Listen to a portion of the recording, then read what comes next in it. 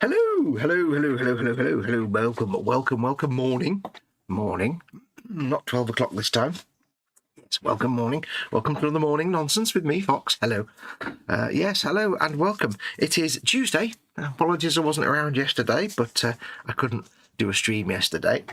So today is the first of the week. So hello, happy coffee, and welcome to a new week. Oh, the coffee of life, yeah. Welcome one and all. Now, before we get going with this week's programs, let me first of all say big welcome to everybody and a big thank you to all of you who watched last week, the first week of my sort of daily stream nonsense, which for, hopefully, save for the occasional day here and there, I will stick to like glue because I'm enjoying doing these, even though I'm half asleep when I'm doing it because I'm not used to mornings. I'm not a morning creature. But yes, thank you to all of you who made my first week of these streams quite a success. He's hoping for more. Before we get going, if you've never watched these before, please consider becoming a patron or a channel member to help support this channel, to keep this channel alive. I do this for a living, and I absolutely 100% depend on you guys to help keep this channel alive, to keep food on my table, quite literally, to pay my bills, and to make it possible for me to keep doing this for a living. So if you've never done it before, and if you're able to, please consider becoming a patron or member. You can either go to patreon.com/gurufoxx, that's GURUFOXX, or you can become a channel member by pressing the join button under any of my content, and that will allow you to become a channel member. And again, you can support the channel. You get some extra bits and bobs, some secret things. You get access to the 24/7 Zoom hangout with all my patrons and members. You can it's a text hangout on Facebook and also on air like live 24/7 place where you can hang out audio or video or both. And also you hang out with the members and patrons from Festa 67's workshop as well, because we both share that group. Excuse me. But if you can't do any of that, don't panic. Just make sure to sit and watch through any adverts that might pop up. Turn your ad blocker off and watch any adverts that pop up, because that also helps me massively as well. Anyway, enough of that nonsense. Let's crack on. Today we are going to be carrying on painting the Ork Mega Track. Apologies for the gloves. I have a small unsightliness on one hand, which you don't want to look at. So I've put gloves on because it makes my hands less there's a thing growing on my finger that I don't like. So I've had to... Anyway, moving on. So... yes, we're going to be cracking on with the Ork Mega Track. Everything looks really dark, but that's because black gloves, and also everything on this is really dark. So it's not that I've set the camera wrong, it just is dark. Everything on here is dark. If I show you something normal, you'll see the colour balance is actually fine. It's just this, so don't panic. Your monitor's not broken. Your telly's not broken. We have in chat, if you're watching this embedded in Facebook or Twitter or somewhere, you can come and join in on YouTube and join the live chat. Click on the YouTube icon that's down underneath the video down there somewhere, and you can carry on watching and join the live chat and hang out, because I'll hang out with you guys in chat. We don't get millions of people in chat this time of the morning because you're all either asleep or at work, or one of the two, or both at the same time, or school or college or university. Yeah, it could be at lectures. But do come and hang out. At the moment in chat we have Andy McLeish and we also have Phil Lewis. So morning to both of you two. Andy McLeish, of course, is just being a nutter, as always. He says, I'm comfy, I have the couch, the big telly, and the coffee, and Fox is on the big telly. Yes. And Phil Lewis says, morning all. He does ask, comedy aside, how's you, how's mum, how's gurufoxx, how's mother? Mum Wolf is fine. She's asleep at the minute. She don't get up till the afternoon, because, hey, when I get to that age, I think I'll be getting up in the afternoons.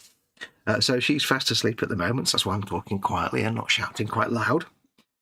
And I'm fine, thank you. I'm fine. Fine and dandy, apart from half asleep. He says, a small unsightliness, you been poking things what shouldn't be poked. Says McLeish, no, I mean, I always do poke things that shouldn't be poked. No, I've got it's like a mole or a wart or something growing on that hand, and it's like, I don't like it. I'm waiting for it to, I'm zapping it with the zero, the thing that freezes things, but it doesn't seem to be working. I probably have to book myself an appointment with the dermatologist or something. Right on my knuckle, and it's really annoying. It's probably nothing, probably don't need to bother with the gloves because it's not that bad, but it's just like, I don't like it. So I've covered it up. Anyway, just one of those weird things that human bodies do, because human bodies do a lot of weird things that we don't like. They tend to always do weird things that we don't like, and it's not good. Yeah. I also have you on the big telly, says Phil Lewis. I like the fact that everybody now says the big telly. or northern. Even if you're not northerners, you still say it. Yes, so today we're going to crack on with the Ork Megatrack, which is a Forge World kit, which is basically this puppy here, with the little frame that goes over the thing there, and the bits and bobs, and also has a bunch of Orks, and it's also the Ork Super Cannon, which I've stuck on the back and magnetised. It's 2 separate kits, the Super Cannon and the Megatrack. I'm going to be doing all bits and bobs, lots of detail painting on this. We'll be doing today. There's not a lot I'm going to do on this really. I've got some details to do to paint in. I've got some bits and bobs and cables and wires. But most of it is going to be just this rusty faded blue colour because it's Death Skulls. Can I make this any brighter? Because it is a bit dark for you, isn't it? Let me just fettle 1 second. Has for Ibaha. No, so that just makes all the whites overexposed, but that might be a bit better. Is that? I don't know. Let me know if it's all right for you. Also, let me know that audio is okay as well. But yeah, it's mostly just blue. These black gloves don't help, do they? It's mostly blue because it's Death Skulls. I'll be painting a few checkers on it, white checkers. But I tried on Friday's live show on Festa channel. I tried a new technique to me, which is because I've already painted it rust colours. So I've dry brushed all and stippled the rust on first, and then dry brushed the blue on the top to give this kind of rusty chipped effect without actually having to do chipping. I'm finding it's quite a nice way to do a kind of rusty chipped paint effect. It's also a lot less work than actually doing chipping, and I'm lazy, so it's good. But I want to do this thing where I've already got that down, so how do I do other colours? Because if I just paint, say I wanted a red panel, if I just paint a red panel, completely flat red, I'll have to go back in and do chipping. But then I'm painting chipping in, which doesn't match the rest of it. So it's like, yeah, it's not great. So what I did was I just got like almost a glaze of, say in this case, the red, and dotted it on like almost like stippling, but just dot, dot, dot, dot, dot, dot. Let that dry for a second. Another coat, dot, dot, dot. Again, it's like a glaze. And built it up slowly. And I did that with Mephiston red, and then a little bit of Wild Rider red, did the same thing on the top for the highlight.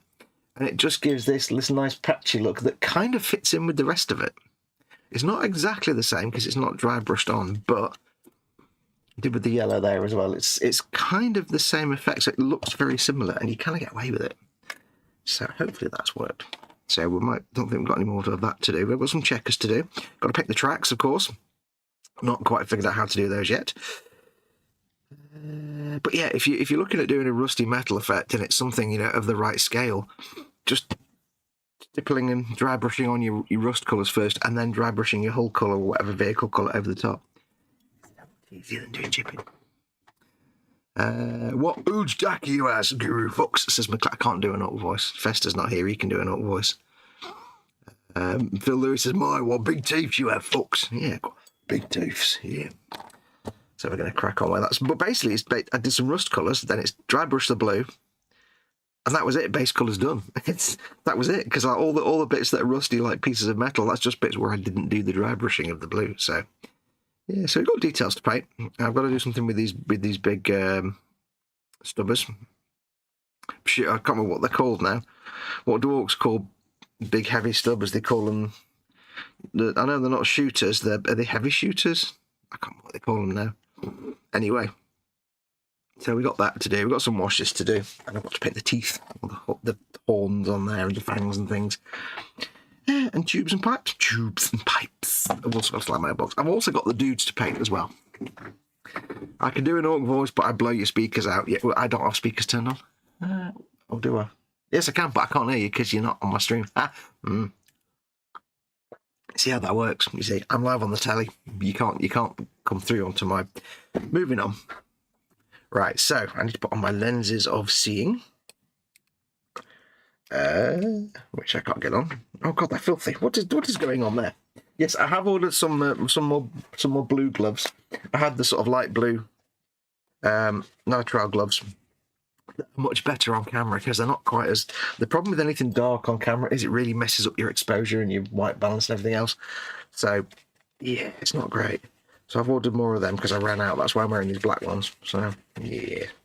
I'm still not happy with this. It's still very dark. But now everything's overexposed, which is not good. This light above. Is that all right? Is that okay for you? That's not too dark. I mean, how is that cup? Look, that cup looks... See, everything looks fine. It's just because this is mostly dark. It just looks... Everything looks dark. Oh, well, never mind. Stop obsessing, Fox. In Ork, Daka, loads of Daka, huge Daka, more Daka. Yeah. I can't remember the names of guns. I know handheld weapons are shooters. Shooters. Yeah, that's my shooter. Right, so we painted this panel here yellow. You can see it's got a broken and knackered Imperial Aquila on it because they've stolen it off something. I decided to make it look like something off an Imperial Fists vehicle. So what I think I'll do is, I was going to do, I don't know what colour to do the Aquila. Because Imperial Fists, it can range from gold, silver, or even black. But I don't want to do black. I think I will do... I might do silver. Might make it a silver one for a change. Oh, excuse me, burping bigly. So we'll get some lead belcher, if I can find it. Lead belcher. Not prepared at all. Got all my paints. See, I've got my paints in a box on the left-hand side over here because I'm painting Lord Croak. So I've not actually got my paints here in front of me. Let me just get the paint out of my drawer. Isn't it? Lead belcher. Have we got any lead belcher? Or is it all in that box? It's all in that box. Fantastic. Now I've got to basically find a paint, and all I can see is the tops of the lids. There we go. Anyway, how is everyone? I hope you're all okay. I hope you're all fine and dandy. Dine and fandy. Now, a lot of people whinge when I put paint onto my wet palette, metallic paint onto my wet palette. And indeed, if you regularly put metallic paints onto your wet palette, the risk is that metallic particles will just leach into your sponge, if you've got a sponge palette. Sponge. And then obviously they'll contaminate any other paints you put on the wet palette. This is indeed true. However, I tend to use these for like literally a day and then throw the sheet away. So I'm not too fussed about it because it's not going to get in there, be there long enough to contaminate the paint. So don't tell me off. Where's my artificer? So let's get all my brushes there. All my brushes are escaping everywhere. Get back in the pile. Stop messing about. Right. Yeah, so I hope you're all well. Hope everyone is fine and dandy. Nothing really new to report from me. I'll put my car in for its MOT today. I've got to phone up and book it. So I must remember to do that, because that is something I need to do. The Foxmobile must be legal. Roadworthy. Well, I mean, roadworthy is one thing, legal is another. This Aquila's all knackered and broken, so I'll end up rusting it a little bit, I think. Although, given that Aquilas are normally gold, one would assume that when they're silver, they're actually silver and not just painted or any other metal. So maybe it should just be shiny. Does silver tarnish? I don't think silver tarnishes.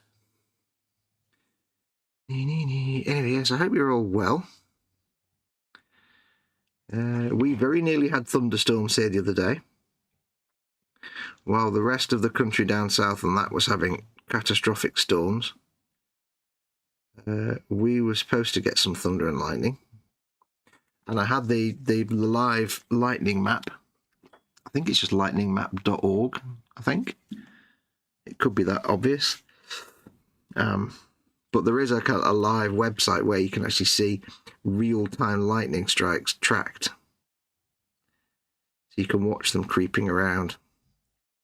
And it's quite good because it shows like the lightning strike, and it also shows the radius of the sound of the thunder expanding and fading. And what you can do is I can sit here in this room, I can have the window open, and I can watch the map, and it'll go. And a little lightning dot will appear because there's been a lightning strike. And I can see the circle approaching. It's usually within about 1 or 2 seconds accuracy. I can see the circle of the thunder approaching on the map like that, expanding out. And usually you can see it, and just as it gets to like my road, because it's like a Google Maps thing, as it gets to my road, you hear, and you can hear the thunder coming. And it's quite interesting because A, you can track it, you can expect it, but also you can see where the thunder that you can hear has come from. And it's quite amazing sometimes how far away that lightning strike is that you're listening to. You know, keeping in mind that thunder travels at what speed of sound, which is, what is it, 500 odd miles an hour? So it is quite fascinating. But anyway, so I looked on the map and there's like 1 trillion lightning strikes down south because it's all storms. And there's a load of lightning strikes and storms just south of where I am. But yeah, we're going to have a great big storm, but hopefully without any of the catastrophe that everybody else has suffered. And the lightning and thunder and stuff, I sat here, it went, and that was it. We got 2 rumbles in Macclesfield. I'm not in Macclesfield, that's like, you know, miles and miles away, but that's as close as it got. 2 rumbles in Macclesfield that we sort of were heard. And then it buggered off, and I'm like, really? I like a good storm. But then I thought about Festa's Mrs. H, because she doesn't like storms. She hates storms, she goes and hides. So I felt sorry for H if she was struggling through a storm. Now, I will do my best to keep up with you in chat today. It's easier to keep up with chat when it's me and Festa or me and somebody else, because there's 2 of us. Because when I'm painting, I'm busy painting. So if I do miss your comment, please accept my apology. If you want to, put your comment. If it's a comment directed directly at me, that's a redundancy, then just make sure to do it in capitals, so I've got a chance to see it. If you're just talking to each other, you don't need to do that. But I will do my best to keep an eye on chat for you.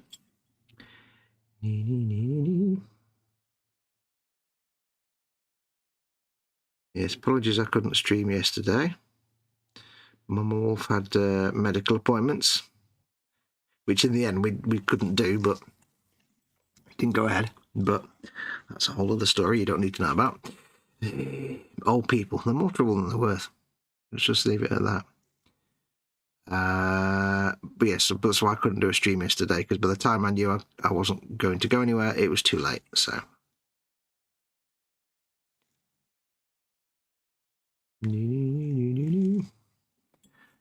but I have decided, assuming I can get everything set up in time, next week, or from next week, Mondays, for a while, until I get bored or until I finish the game, Mondays will be Mesolithic Mondays.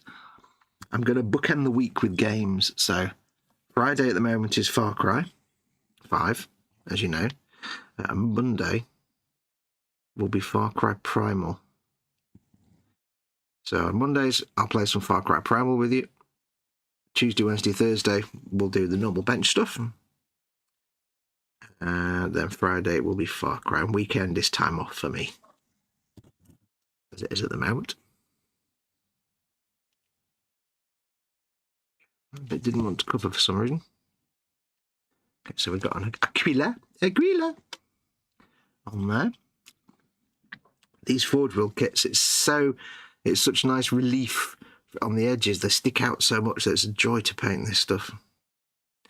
Now this is one of those Forge World kits that's still, I say Forge World don't exist anymore.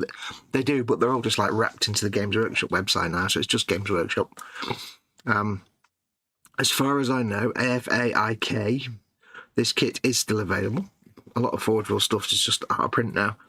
As far as I know, this kit is still available.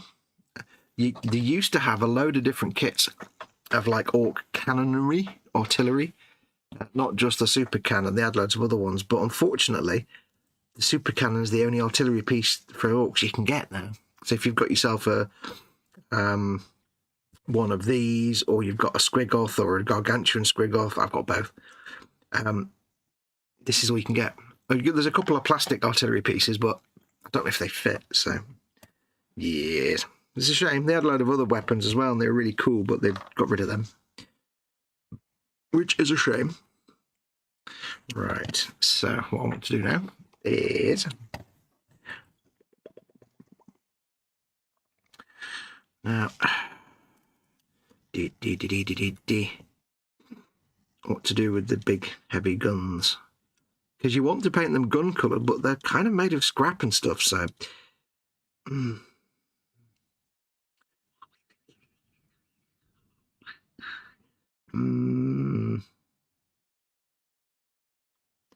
might. I'm not going to put checkers on them because they're too small and fiddly, but I might actually make these bits white. I've got to do some white checkers anyway. I might leave the other bits as just rusty metal that I can... I'll probably do an extra bit of metallic dry brushing on the main bodies of them, just to make them look a bit more used than the rest of the truck. There's lots of washes and stuff to go on this. I'm not going to do a lot of heavy washes on the bodywork, but I will do washes on the metallics. And then the weathering will just be enamel or oil, streaking grimes and things like that. So, you know, a lot of the weathering is done just by the painting part of the process. So, yes. What else? We've got to do some little panel details. What have I got to do? I need to do some checkers. Let's do the checkers now. Just get that brush cleaned off. Have I got any more? Before I do that, have I got any more metallics to paint? Yeah, let's get... I'm going to paint my nuts. While I've got the lead belcher out, let's paint our nuts. I want a few clean nuts.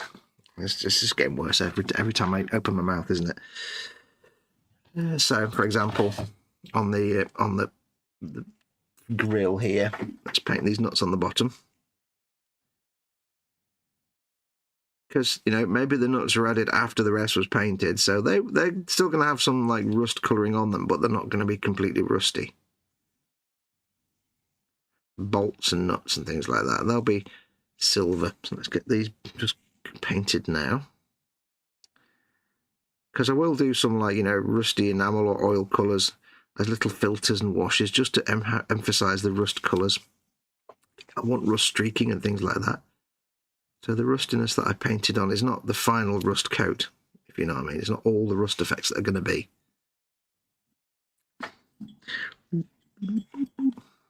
I'll paint my bottom nuts. I can't recover from this, can I? It's just there.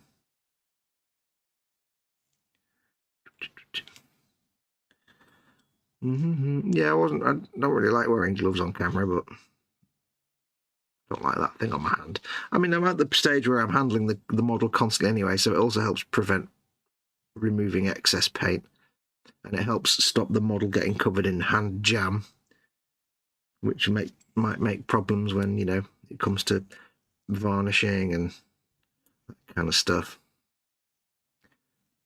If you've ever had one of those models where you put the varnish coat on and it kind of doesn't bubble, but it kind of goes a bit spotty.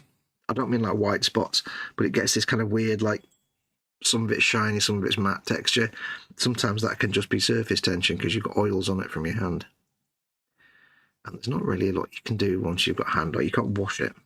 And I don't normally bother with gloves because of that, but recently, you know, in the last sort of 12 months or so, I've had a couple of things where I've varnished them and I've had that effect. It's like, err on the side of caution. Because these are all going to be sold, all these models, so I can't afford to put 100 hours into a model kit now and have it screw up at the last minute. Of course, I need to get them painted, built, painted and shifted onto eBay. So, yes. Right, so that's painted some of them. I've got some more nuts here. More nuts.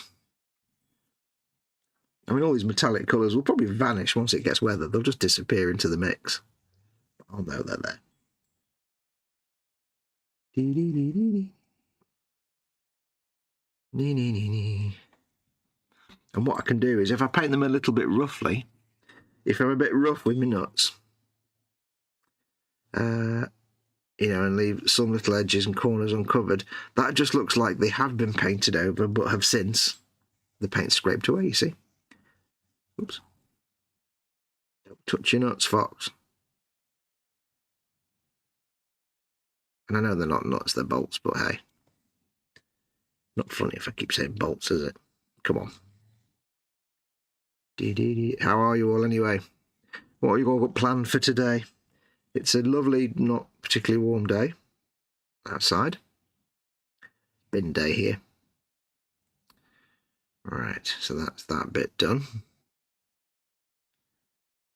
I won't do the nuts on the front of the teeth things because I want those. I don't want to draw attention away from the big fangy thing, so we'll leave them as they are. What have we got on here? Let's paint these things here. These things that seem to hold the bonnet in place.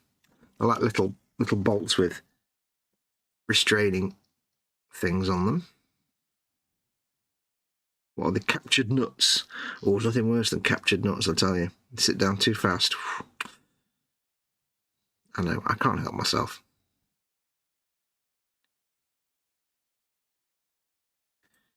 McLeish is probably having a field day in chat. All the talk of nuts. I would not be surprised.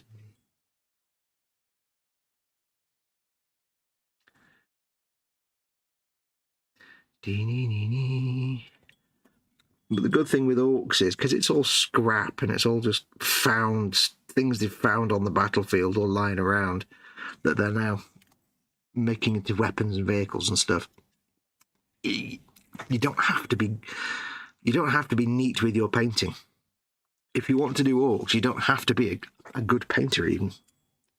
Well, you have to be a neat painter is what I meant to say. You don't have to be that neat. Let's paint one or two nuts here and there.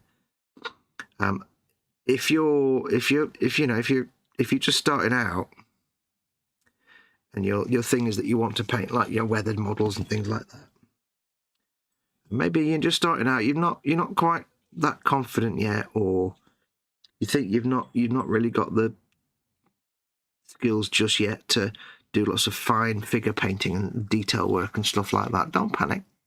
Ooh, there's a metal tie on that thing. Oh, it is an hole. It's like that metal strip with a little knot. You know, like you get a cable tie, but it's made of metal, and you kind of, it's one of them. I'm gonna have to paint that silver. Yeah, if you're just starting out maybe, and you think maybe your brush skills aren't fully there yet, and you're not very neat, and you're not ready to start painting, super detailed figures or shiny cars or anything like that, get yourself some Orc stuff, because it's a brilliant thing to practice weathering on, but also because it is all just found crap that they've put together using their special magical orky skills. It doesn't have to be a carefully painted, neat paint job. You can go a bit slapdash, and they're good little test beds to learn how to. If you want to paint neatly, you can use Orc stuff, because if it doesn't quite, if you try and paint something neatly and it doesn't quite come off, it's fine. It's Orc. It all fits. So if you're just starting out and you want to learn how to do that kind of stuff or get good at it, get some Orc stuff. Brilliant kits to practice your weathering. If you're new to weathering, if you've always built shiny things, for example, like cars and planes and stuff, you want to get into weathering, get some Orc stuff. Because you're just basically painting scrap and it's all about weathering.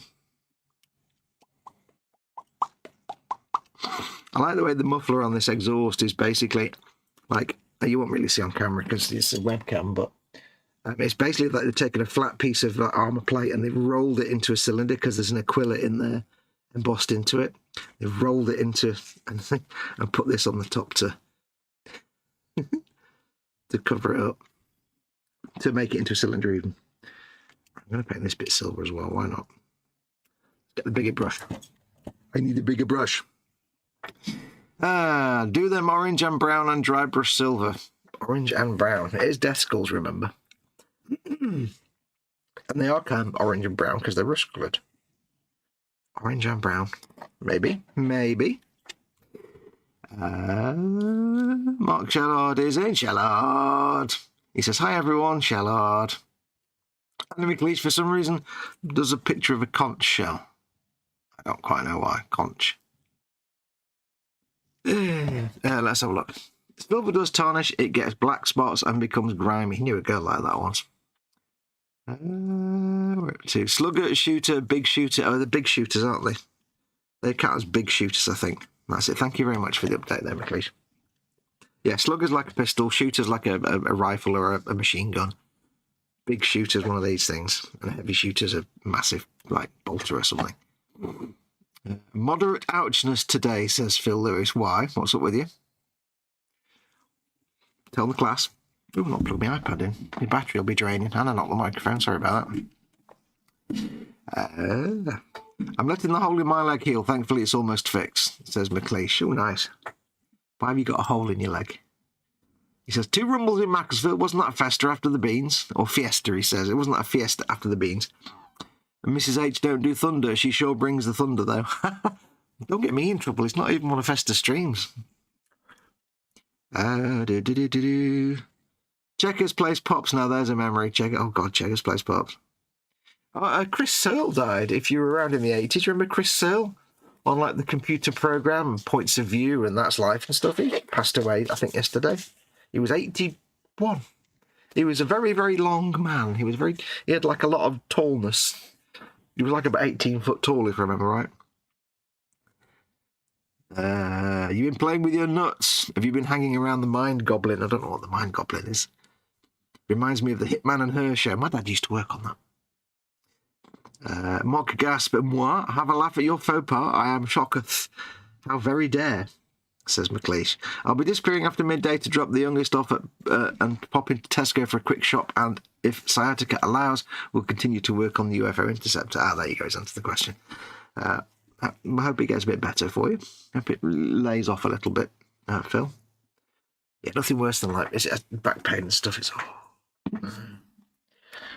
of those things you hope you never get. A bigger brush is what I wanted. Do.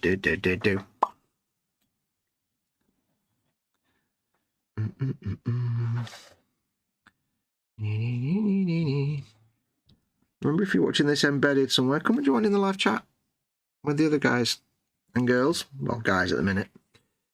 All more than welcome. That's what it's there for. So I've got something to interact with. Because if you guys don't get me, talking about stuff or interact with me, I'll just have to waffle on about I don't know what. Who knows what I'd have to waffle on about? Some nonsense. I might just have to spend 2 hours talking about worms or something. I don't even know if I've got 2 hours of worm discussion in me. Worms are great. Look after your worms. And I'll look after you.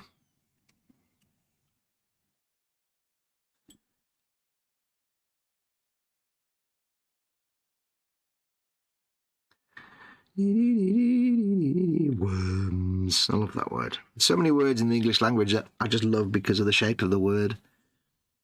Worms. Right, so that's that little top of the muffler bit painted. Oh, there's another metal thing down below. Let's paint that one. It looks like there's kind of 2 metal zip tie type things, and then around the middle it may be, it's not clear if it's another metal zip tie or if it's just like some sort of like lashing. I think it's some kind of lashing. Possibly. Like they seem to put like, it's almost like bandages around the metalwork sometimes Orks do. I might do it like that. But there's another metal zip tie. I know you can't see any of this because it's all at the wrong angle, but apologies.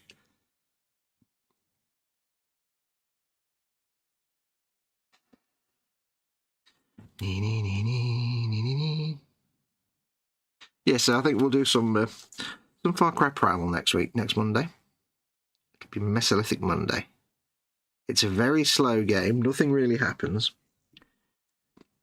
It's just chill time.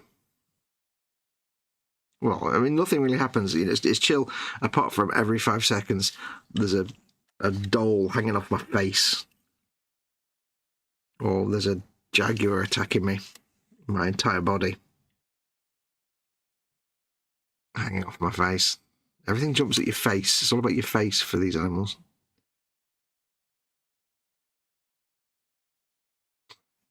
And dolls are a pain in the bum in some of the Far Cry games. They really are a nightmare because they're just fast-moving and annoying.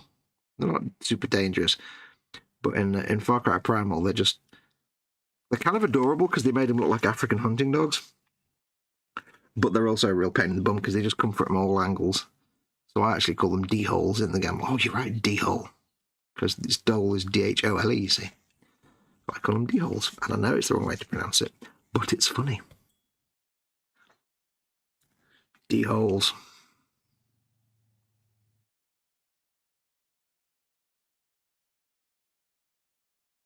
And I did toy with the idea of trying the survival mode in Primal, because it's basically set in 10,000 BC and BCE, and you've got like spears and arrows, and that's it, and stones you can throw. And there's a survival mode which is just like you die, that's it. It's got permadeath and everything, and it's supposed to be very, very immersive. You've got to gather stuff to make your weapons. But the fact is that the first time you've been taken out by a jaguar, yeah, you don't ever want to play survival after that.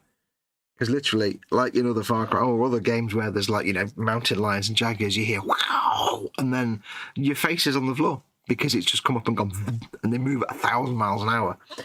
And there's no way to fight against the jaguars in Primal other than have health and a lot of spears, and you can just go and throw, stab, stab. You can throw down bait and they'll go straight to that. You can distract them. If you hear it, you can throw some bait, it'll run at that and you can take, but you've got to be fast, because if you're not, you're dead. And in that game, on survival mode, jaguar will take you out in one hit.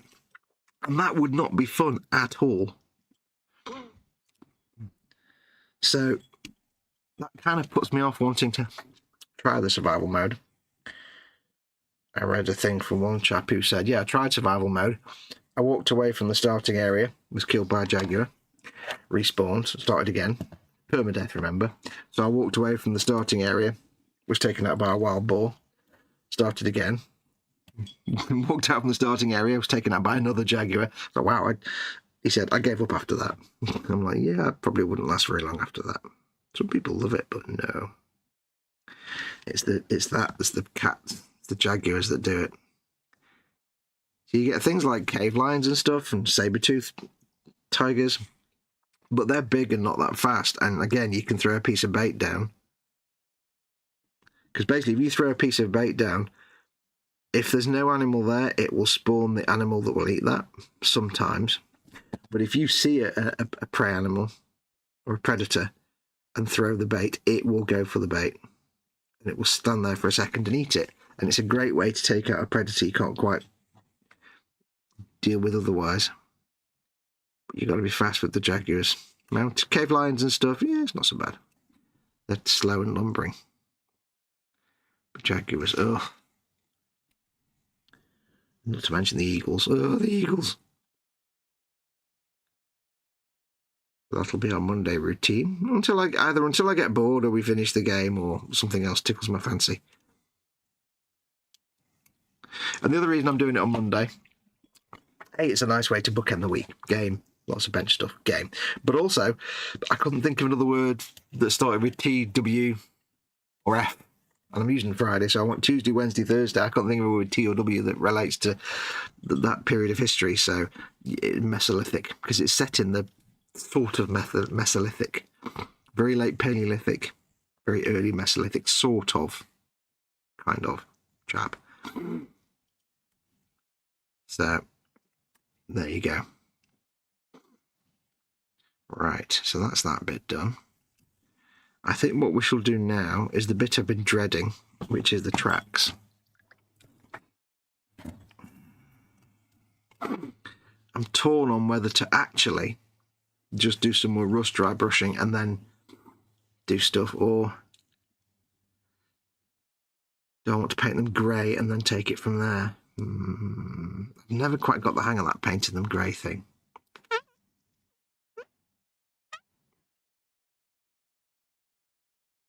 But maybe if I dry brush them grey rather than paint them grey.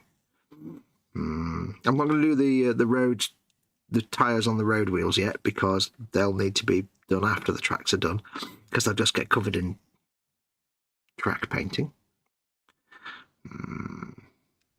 Maybe I'll wuss out and just see what I'm going to do. I'm going to go and change my water. Well, actually, hang on. Have we got any bolts to do on the big gun that I haven't done yet? Because we were doing bolts, weren't we? Bolts. Yeah, I've got a couple there. Let's get these done. Because I need to go and change my water before I do any non-metallics, you see, so. I may as well do this bit first. Paint this bit silver, why not? Yeah, this is Death Skull, so I do need to do some white checkers somewhere. This brush is all flippy floppy. Holds its point, but it's just got no strength to it. It just bends out of the way straight away. Really weird. I've been doing that before.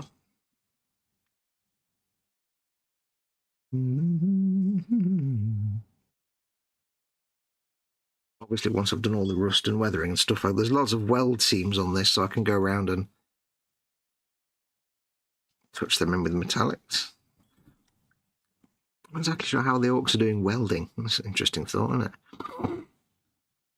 So there's a light on there. I'll probably need to paint that at some point. I assume it's a light of some sort.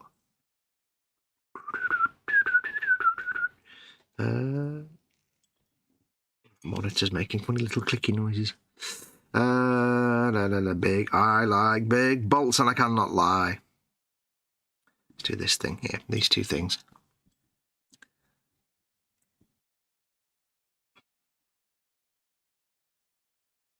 Yeah, these bits that are silver, they're not going to stay silver. They'll be weathered up.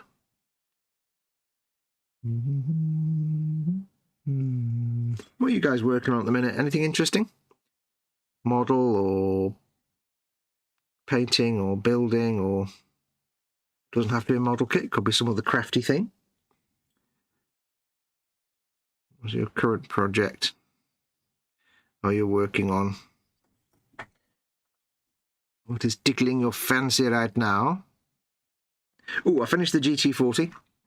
I did post some pictures up in Festa's group the other day, but I'm just going through all the I'm just going through all the photographs that I took, and tarting them up a little bit. And by that I don't mean making them look better in Photoshop. I'm sorting out the background because it's supposed to be a white neutral background. So where my white backdrop ends and I've got a chunk of bench showing, it's like, no, let's just get rid of that. So I'm just going through and tarting them all up, and I'll stick them up on the socials. That's all done and done.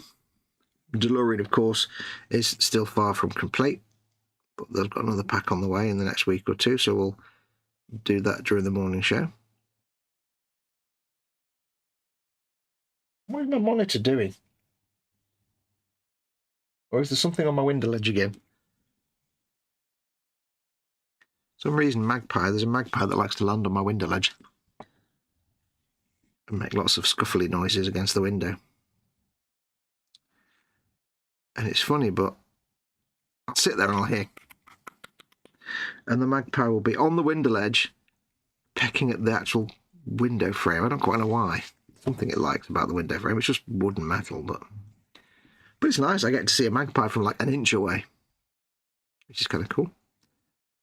Magpie. I like magpies. I like all the creatures in my garden. Ooh, bin men are out. I can hear them doing bin things. That'll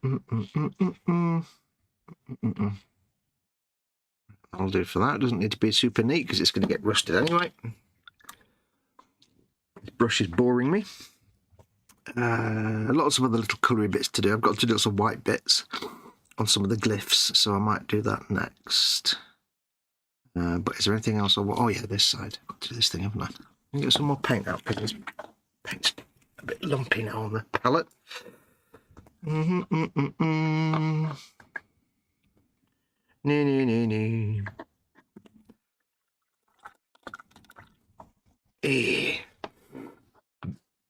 Yeah, the Eagles aren't very well thought of. Aside from Hotel California, there's not much else.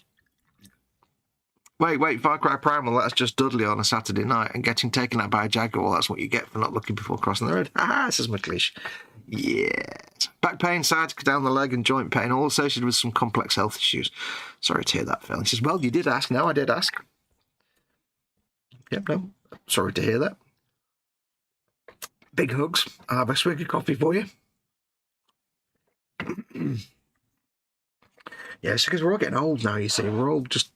It's that point where we all just do all the folia party stuff. It's not good. I don't like being old. Being old's rubbish.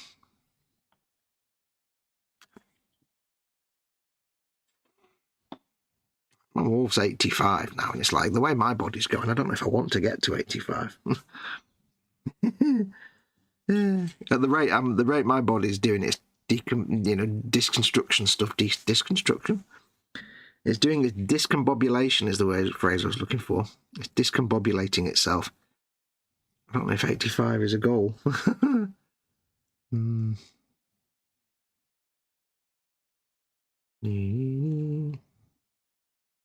course, if they bring in a universal basic income one day, I'll live forever. I'll quite happily live forever then. Can you imagine universal basic income? Oh, great. Everybody gets $1,000. And you can work if you want to. I know it probably wouldn't work in reality, but just as a concept, imagine every month you just get $1,000 for doing nothing. I'd be like, great, I can pay my bills, don't need to go and get a job. Job done, fantastic.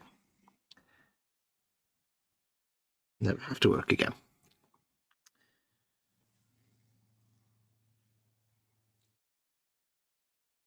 The part of me that is, genetically an idle slacker would quite like that. Now, there was a control lever on this model, but it seems to have fallen off or disappeared.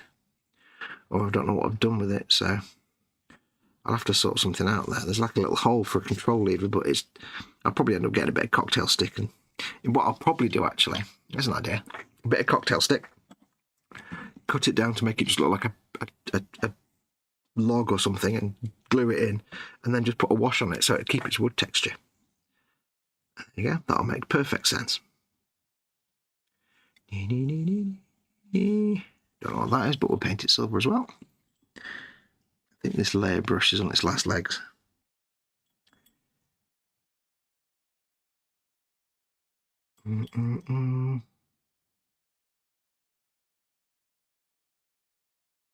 Yeah, I read about Chris Searle passing away last night, so I went and watched I went and found an episode of the computer program, and I'd forgotten like the fully animated titles of the owl flying through the rooftops and then into the house. And it's like somebody put a lot of effort into that completely animated title sequences. Quite a lot of effort went into that. It was good quality animation. Owl flies down across the rooftops into a window in a house and then just onto the logo on a TV. And it's like a lot of work went into that. But what was basically was Chris Searle talking and then showing really crappy computers.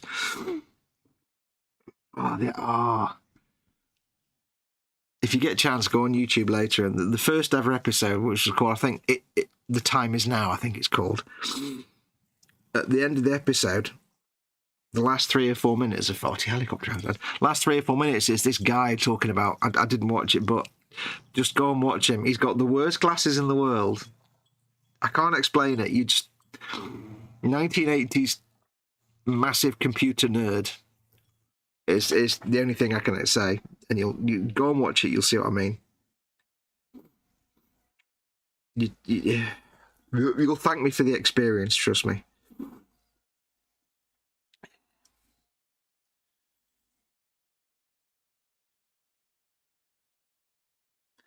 He's got the kind of glasses that look great on James Burke, but not on anybody else, especially not on him. I'm sure he was a lovely fella. Maybe he still is. But yeah.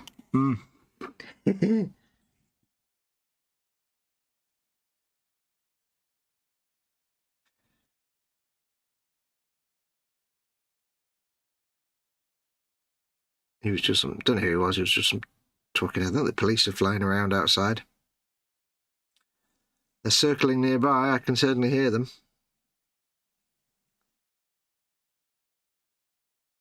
It's funny, the police helicopter sometimes, because it's not stealthy or anything, because it's just whatever it is, but sometimes you hear it coming from a mile away. And sometimes if the direction and the wind's direction is right, you don't hear it until it gets close to you and then does a quick turn, like a steep bank. Because when it does like a real sharp turn, it goes this big farty noise that like echoes around the streets, and it's really loud. And it's done that in the middle of the night before now and woken me up and nearly pooped myself, because it's just like this big fart noise. It's like as loud as a volcano with no warning. And you know, normally I'm used to that because, you know, I'm used to myself doing that. But no, it's quite funny. I've got the music now from the computer program in my head. It was Kraftwerk's Computer World, I think. Stuck in my head. I've got Chris Searle's voice in my head as well.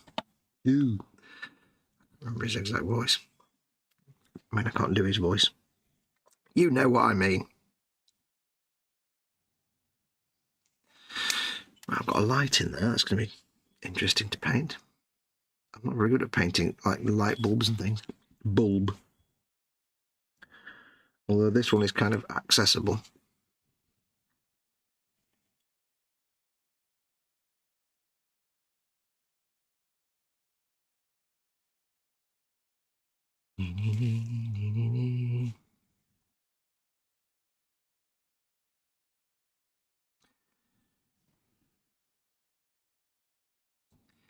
Yeah, 1980s computer stuff. It's just so cringy when you watch it back. It's like, because it was so basic. I mean, the excitement was there and the hope for the future, but my God, it was just, yeah. Because if you didn't know this, if you're not in the UK, for example, where we weren't around at the time, the BBC Model B computer, which, funnily enough, it was actually, launched by the BBC. It was part of their, education and computers initiative in the early 80s, where they were like, we'll do a lot of educational program around computers, and they got Acorn to design and build a computer for them, which was the BBC computer. They did work with Sinclair and Acorn and stuff. And that's why there was a lot of computer-based programming in the early 80s from the BBC around that. And I think they gave them the BBC Model B, where they were basically given to schools, either on a discount or they were just given to schools, as part of an educational drive. Which, when you think, for the BBC, a television, provider, a state television company, as it were, state broadcaster, was quite a bold and thoughtful move to say, right, we're going to just embrace the whole computers thing and actually make a computer system and have programming and introduce it into schools and all this kind of stuff. Quite a bold step for what was just a broadcaster. You won't get that nowadays. Broadcasters getting that involved in society. Now broadcasters just turn out crap entertainment. But in those days, there was a certain social responsibility for the biabiasia, I guess.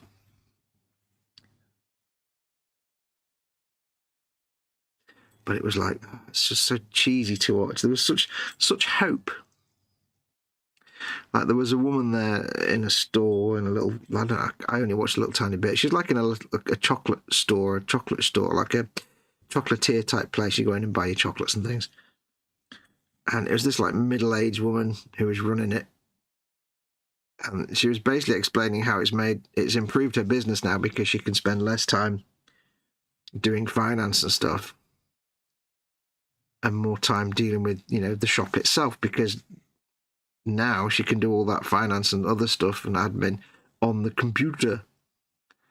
And he's, and they're like, so Agnes bought this computer, Bob, to help her with the business. And she's there and she's got this enormous pet on her desk. The big sort of, rhombusy-like screen and everything on the keys. And there's like a thing next to her that looks like, I think it was a printer or something the size of a house. And they're just doing basic accounting software, which was just, really basic and simple. And it was so charming. Because it's like, yes, we've got this now and it's really improved our business. I can spend time doing business things. She might have been I don't know, if it was like a post office or something, or a little shop. And you look at it now and you think, God, how basic the software was. Yeah, we'll see what I did there, basic. How basic the software was and how limited it was. But yeah, at the time, it was like, it was a revolution for businesses. It's just quite, it's endearing and also like, oh, so basic, so simple.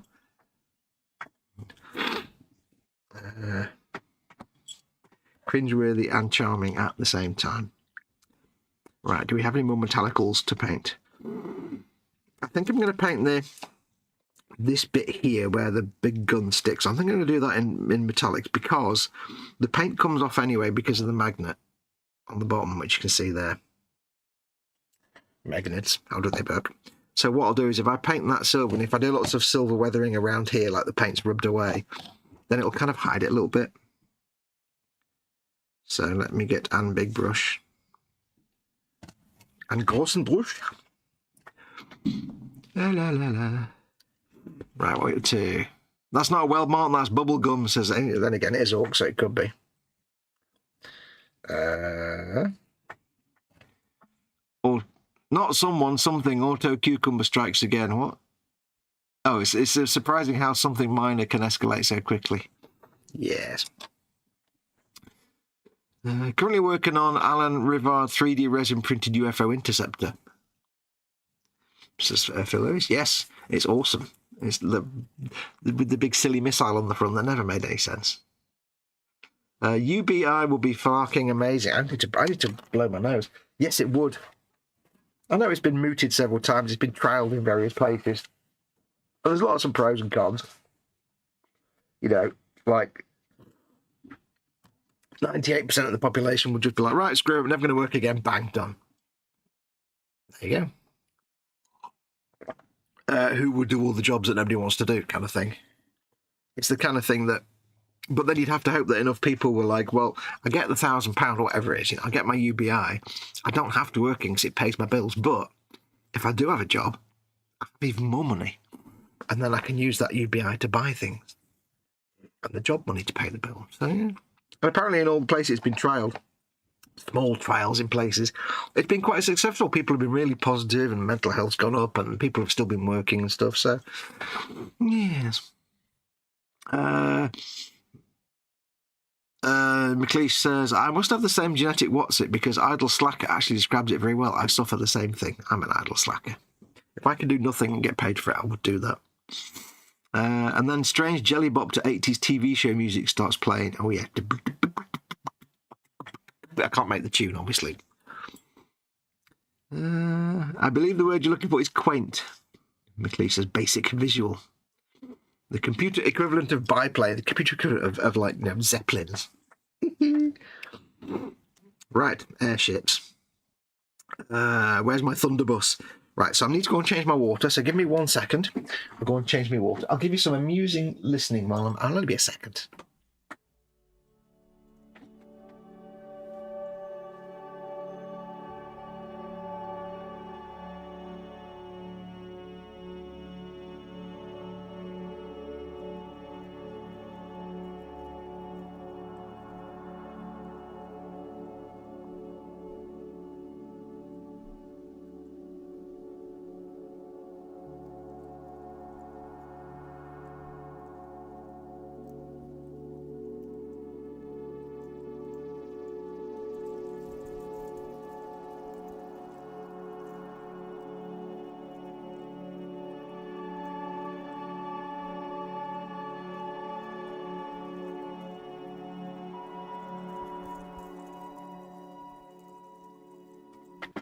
Spawned. We are returned. Right, so what do we do now? I'll worry about the tracks. I'm going to push the tracks down the road to another day. Yeah, let's worry about that some other time. For now, let us paint some tubes and pipes. Tubes and pipes. Which, I should have got my... I've got a thing there that would be great as a metal pipe. Never mind, we should do it as a dark grey wire or something, I don't know. Right, so we need some colours. Again, I've got to lean over here and find them. What's that one? Corvus Black, there you go, straight away. And we'll go to dark grey. Dark grey, is it? So I know I'm leaning. You can't see me, but I'm leaning over to the side. So I really should have got my paints ready, shouldn't I? What's that? Dark Reaper. Dark Reaper. That'll do. I am the Dark Reaper. Beep, beep, beep, beep, beep, beep. Right. So.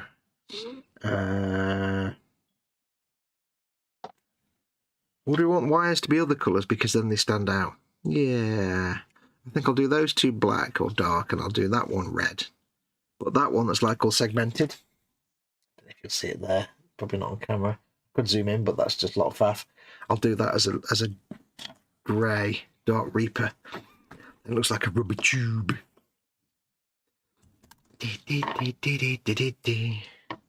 I've not sorted out a quote, have I, in case Jeff comes in? Zip, zip, zip, zip, zip, zip, zip, zip. He might not. That'll do. There's a quote there. That'll do me nicely. Thank you. Did. Maybe I should do a quote just to attract him into the chat. Get his attention.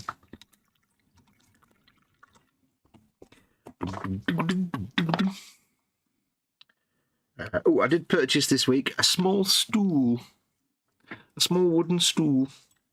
For a very it's not very exciting to say that. It's not a very exciting thing to buy, but it serves a very specific purpose, which is that it's my microphone boom arm will lock onto it, will attach onto it. And the purpose it will serve is that it will be... God, I've dragged this sentence out, haven't I? It's basically what my mic boom will attach to. It's like when I'm doing a gaming stream, the microphone isn't attached to the bench that my keyboard is on. So you don't hear every time I type, and you don't hear all the noise or anything like that.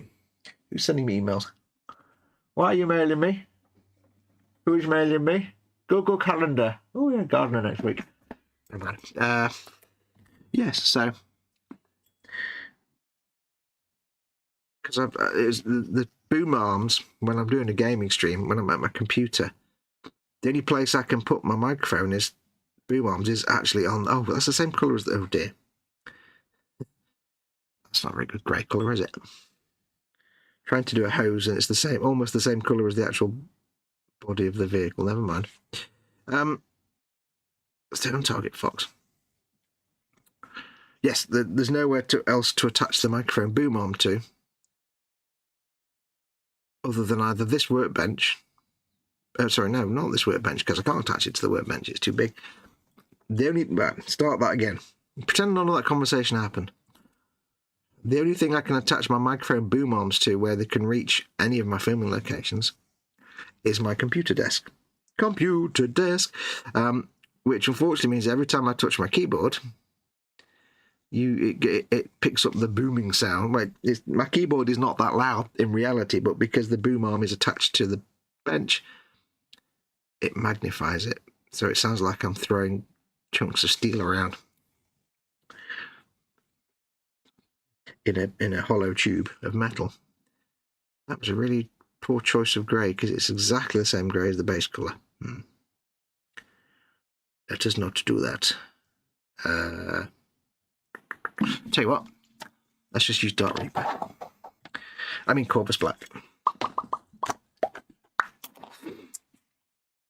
So hopefully now, not when I'm doing a workbench stream, because that's the problem. There's nowhere nearby the workbench other than the computer desk that I can attach my microphone boom to. So, because the microphone is like there in front of me. My computer desk is over there and the boom arm's kind of stretched out.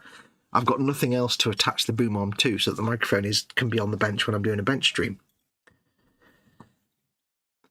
Which means if I hit my keyboard, like if I press it, I'm not going to do anything on the keyboard now because it might stop the stream. But if I was to do, like, if I move my keyboard, it's got a slidey thing. If I move it in now, how loud was that? That's just me pushing in the keyboard shelf. So yeah, I need to move it off there for when I'm doing. I can't do it for when I'm doing workbench streams because the arm won't reach halfway across the room. But hey, theoretically, I don't need to use the keyboard when I am doing a stream from the bench. you ever watched an e-model stream where I've had to do like bits and bobs with my mouse or keyboard, or like now if I was to change my focus, I'd have to move my mouse around to change the focus, and that means pulling the keyboard tray out, which makes all the noise. So yes, try and avoid that if we can.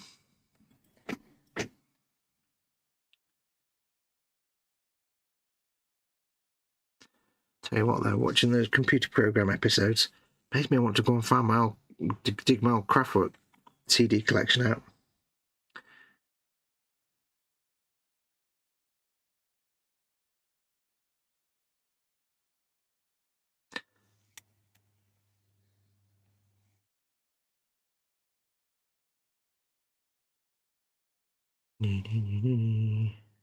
So that's my purchase this week, a tiny stool. I was looking at little corner units and stuff, but it's got to hide away in the corner, so I couldn't be very big. Because I haven't got any space in here, really.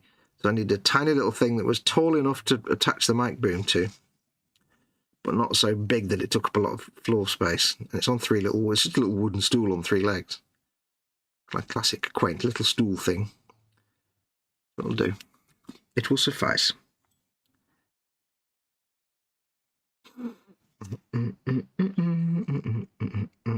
Downside of this house,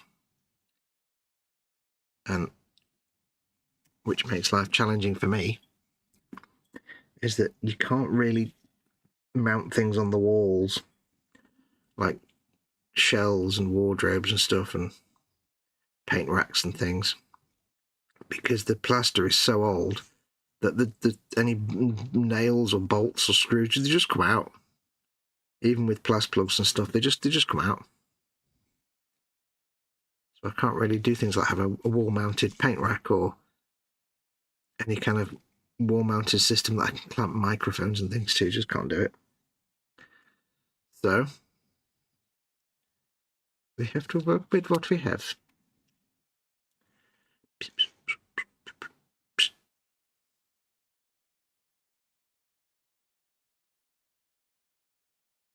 I'll have a look at chat in a second. Bear with me. I'm just painting my tubes.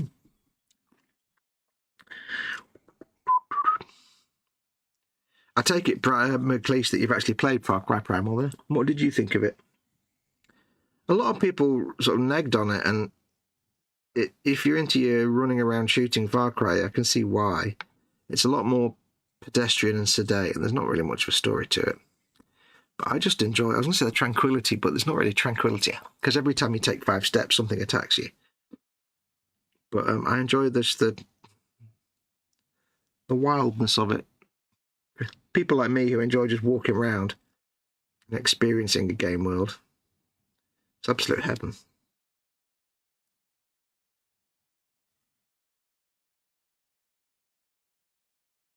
The only thing I'm really missing, that I'm longing for, but no, because the thing is, because it was never that popular, there's barely any mods for it.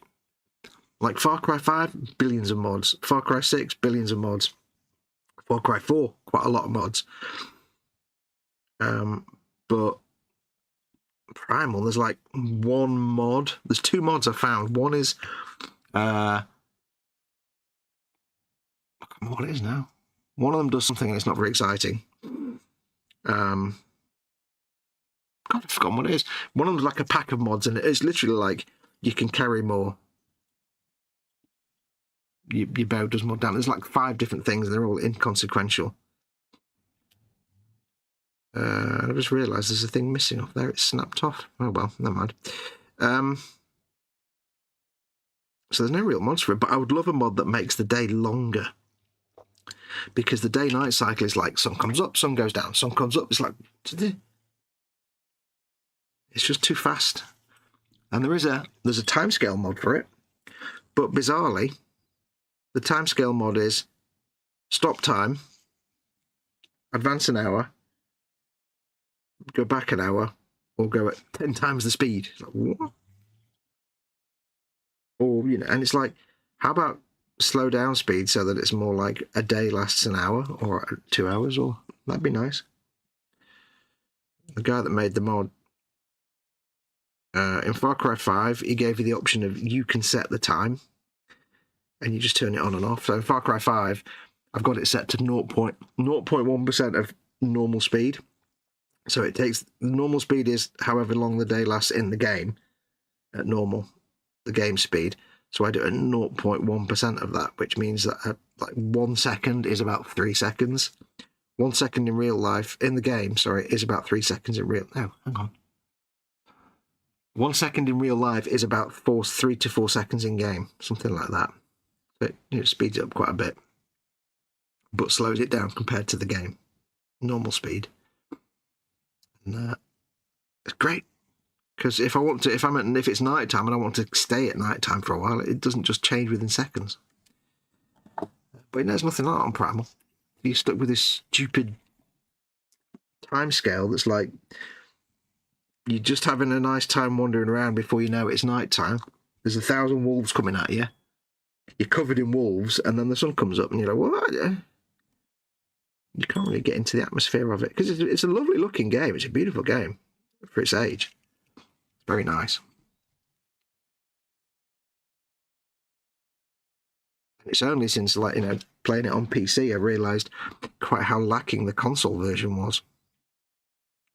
Because on console, I'm playing it on Series X, but it's the Xbox 360 version, up-res to 4K. So the shadow quality is minging. The details are not great.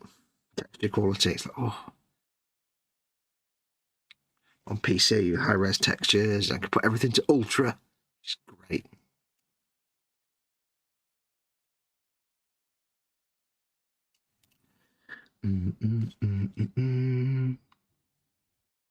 So yeah, I'd love a timescale mod. There's an eyelash in my wet palette. Sorry, banging the microphone. Come out, you little ne'er-do-well. Eyelash, go away.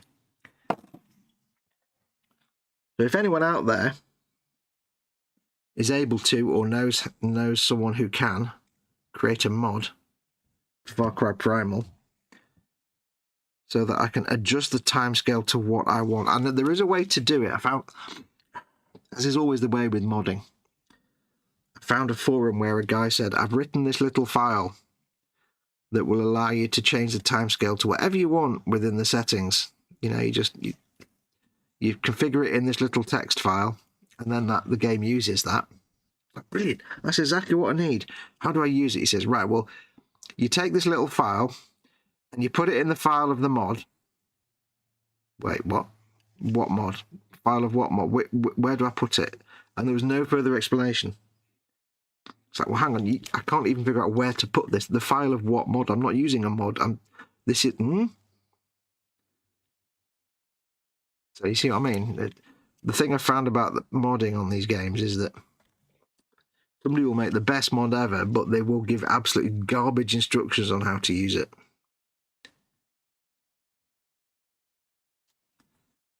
So I would love that one. I've got no idea where I would install it. It's just like a little LUA file.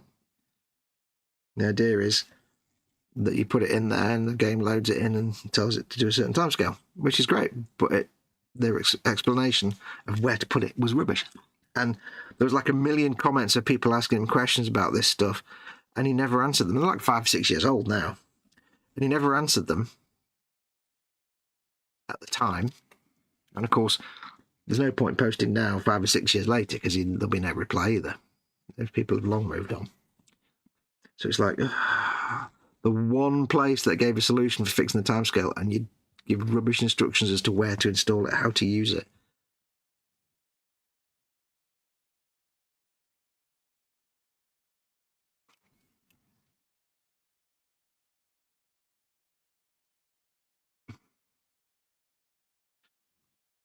It's like, how to use this device you've just spent money on. 1, install it in the correct place. 2, wait, what? Do you want to expand on where the correct place is? No. You going to give me any more information? No. Money well spent. Woohoo! No, it's just a little text file thing, but no, well. So if anybody out there knows how to mod Far Cry Primal, please tell me. Oh, please do it, and I'll happily use that mod. I've got like the mod installer and stuff for all the Far Cry games. And I have to say, the community-made mod installer for the Far Cry games, it's a beautiful little piece of software. It's very professional looking. Compared to the Fallout mod manager, which is funky at best. Yeah, it's a beautiful piece. Like, you open it up and it's got the relevant background for the game, and there's a version of it for each game, and you install one version of the mod software. The modding, it's basically a user interface that allows you to install and turn on and off mods. Basically, it's a mod manager, and it looks like it's been made by the developer because it's got all the right graphics in the back and little animated bits of video in the background. It's very pretty. And you download one, and it works for all the games. It's a doddle to use. It's a doddle.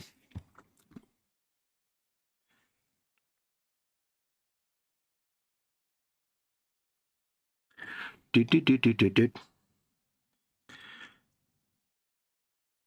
if you are able to mod Far Cry Primal, I can't pay you, but I'll be very grateful. Say thank you on telly. I might have an extra cup of coffee in your name, in your honour. Right, any more tube? Oh, there's a tube on the back of the stubbers. What do you call them? I've forgotten already now. Shooters.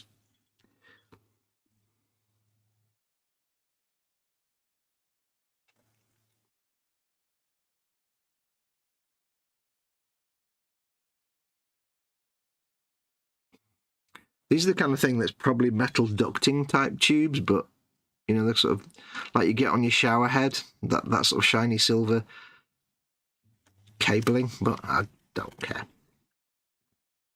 I've painted it Corpus Black now.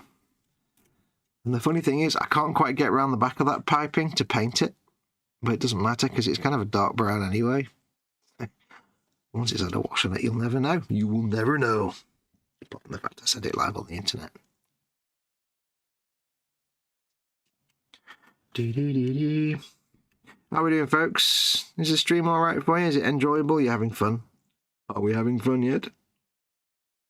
It's quite difficult when you're doing a stream solo and painting. It's quite difficult in a way to keep it sort of entertaining for folks because your focus is on painting. Doing a part work, you're just screwing things together and stuff, so you can a bit more freedom. But when you're doing a painting job, your focus is kind of on that. Right. I was going to paint that silver, wasn't I? And then I totally never did. Oh, well, never mind. That'll learn you for expecting me to come through with what I said I'm going to do.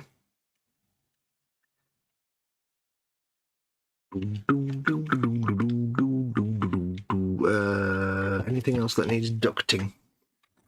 Or rubber tubing tubes? Pipes and tubes.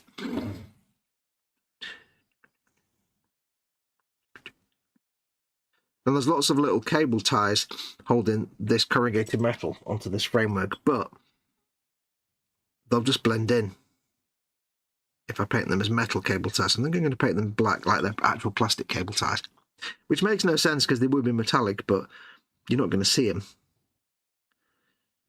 unless this metal gets all dirty and rusty. Oh, I could keep them bright and shiny, I suppose. But no,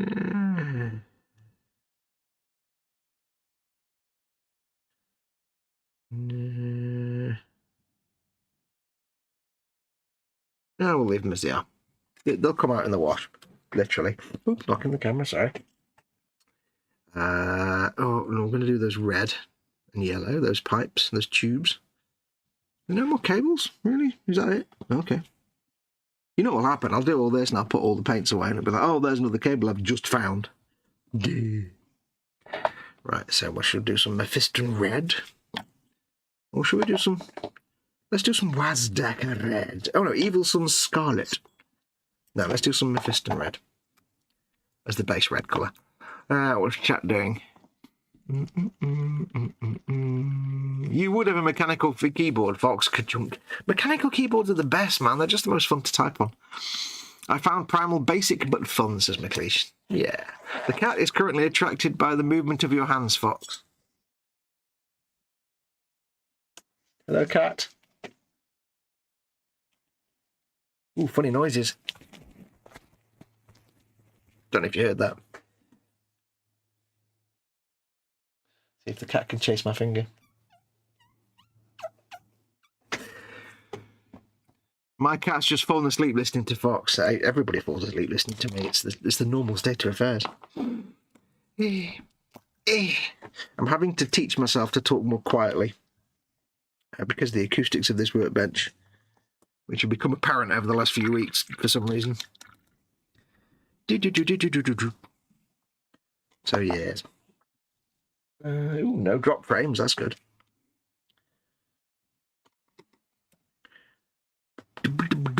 It seems correct to have one red wire and one yellow wire. I can't even say that. One red wire and one yellow wire. Red lorry, yellow lorry. Oh god, don't even start that. I don't like this brush. It's gone all flippy floppy and it's not holding a point. I think it's time to move to a replacement layer brush for that. It no longer does the job. That was a small layer brush. Have I got another small layer brush? Shade.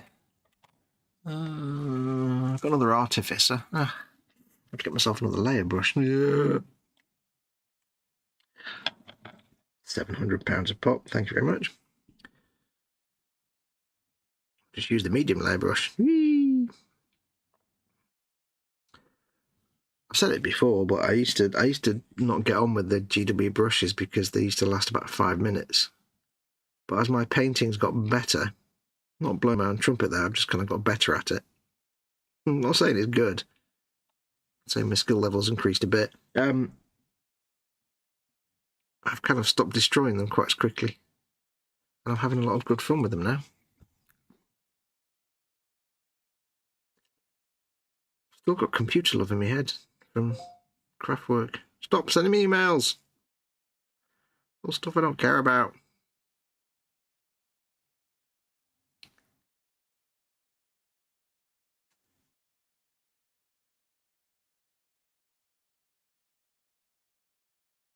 Yeah, it's all 80s computer stuff. Oh, it's so primitive.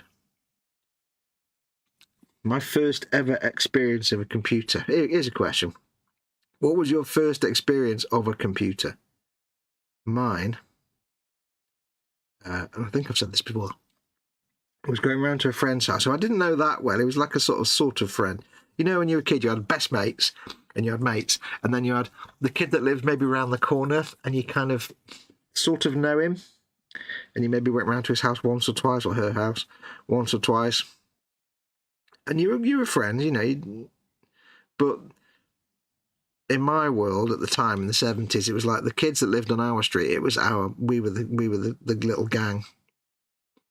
And if you lived on a different street, you know, you were welcome, but you know, you might as well. It's weird. Anyway, I went round to his house one day, and this is in, I think, the mid to late 70s. I don't know what his dad did for a living, but on the table there was this computer, and my memory is that it was like some kind of pet type thing, big, you know, built-in terminal kind of scenario, and it was there on this table, and I was like, whoa, because remember, this is the 1970s, so just imagine it's a 1970s middle-class suburban living room. All the light bulbs are incandescent, of course, at the time, so everything's orange or yellow, bathed in orange or yellow light. It gives it that sense of warmness. And on the table, I'm probably like 5 or 6 or something, is this enormous computer. I've never seen a computer before. Wasn't really even sure what a computer was. I've never even heard of computers. There's this thing, and it's turned on, and it's just a simple, it was like a dumb pet type thing, so there's no software for it that you're really going to use. And my experience was, I knew nothing about typing, keyboards, because, you know, I hadn't I think I played with a typewriter a few times. And so we typed on this keyboard to make a picture of a rocket, a space rocket, in ASCII art, you know. And we were just writing on the screen, but he hadn't loaded any software in.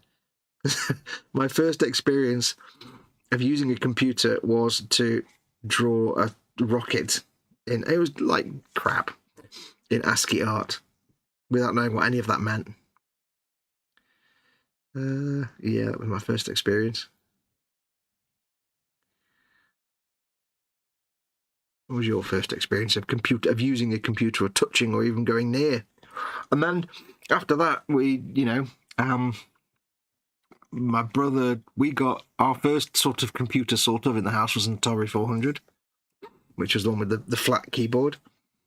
My brother got like a Spectrum to mess about with because he was a bit nerdy. Get the wires on there. I had an Amiga. Well, we had my brother got a ZX Spectrum. We had the Atari 400, and then when I was a bit older, my dad got me a Spectrum 48. Was it a Spectrum Plus? I can't remember. It might have been a Spectrum Plus. It's a long time ago. And then late 80s, I had an Amiga. And then nothing until Mama Wolf got a PC in about the mid-1990s. And I played a few games on that. And then I got my first PC I ever had was probably in the early 2000s. My first time I ever used a PC properly, though, like an actual PC, was in the early 1990s when I got my first job that used an actual PC. That was Windows 95, that was. And I'm like, I don't understand any of this. What is this nonsense? Because Mum didn't have a PC by that point, so I'd never even seen Windows before. In sort of 1990 to 95, I worked in the DVLA's Driving Standards Agency department, and they had just dumb terminals that linked to the DVLA in Swansea. So they weren't actually computers; they were just like dumb linked terminals with the green screens, like you see in Fallout, the green screens, and that's what they were basically. In booking your driving tests and things. No wires on this, then. Okay, good. Das ist richtig. In that case, I need to decide what I'm doing with the inside of the driver's cab, because it's just dark at the moment. Maybe I shall leave it like that and dry brush some metallics, I don't know. Would they paint the inside? I think they'd just leave it. Yeah. Before I paint the driver's seat, then I might just do some dry brushing of the old metallics, just to make it look used and warm, because I don't think they go to all the effort of painting the inside. While I've got the red, any other colours that need red? Yes, I'm going to paint inside. I'm going to paint the little cone on the turbine, the intake, red. Just for fun, because it's Orks, isn't it? Red makes it go faster, and it's the jet intake.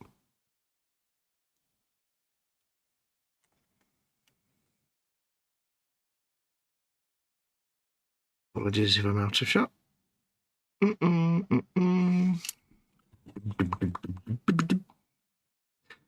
that bit. And I will want to paint the little thing on the speedo, but I need to paint that white in there first. So I don't think there's anything else I need to paint red. Anything on the ammo crate? No. I think. Yeah, no. Nothing on there. No. Nothing in here. This is just the dudes in here. They'll get painted up separately. Let's have a look. Had the Spectrum, very basic, but it was a computer, says Shalon. Yeah, my friend had a Spectrum. I remember playing Horace Goes Skiing. That was my first computer game that wasn't just on the Atari 400, basically, a cartridge game. That was my first actual computer game, was Horace Goes Skiing in my friend's bedroom when I was about 8, or whatever, 1980 or something. La la la la la. Mine was the BBC computers at school, then my own was the Commodore 64 128K, 2nd gen. Oh, I've just remembered. They had a BBC at my primary school, and they had it out on the table one day, and there was King's Quest on it, the text adventure. And there was also biorhythms. You remember biorhythms? You could load up it wasn't a game, with biorhythms. Rubbish. Anyway, that might have been before I experienced this big pet computer at my friend's house. I don't know. I had an NES, then the SNES, and then N64, then a PlayStation, then a PC for when I was at college. That's my cliche. The first video game was Dizzy. First video game for me, really. This is dating myself. I forgot the first ever computer type thing in this house was, in fact, a binatone Pong machine. Yes.